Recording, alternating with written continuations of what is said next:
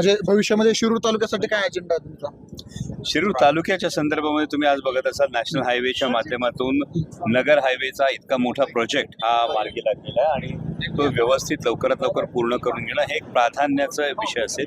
त्यानंतर तळेगाव चाकण शिक्रापूरचा जो विषय आहे, त्याचबरोबर पुणे नाशिक सेमी हायस्पीड रेल्वेचं जे एक्सटेन्शन जे आहे, जे रांजणगाव MIDC साठी आपण एक्सटेन्शन करतो आहोत, या हे सगळे प्रकल्प लवकरात लवकर मार्गी लावणं. कारण आता याची टेंडर प्रोसेस सुरू आहे. ती टेंडर एकदा आचारसंहिता संपली की टेंडर क्लोज होईल, कामाला सुरुवात होईल.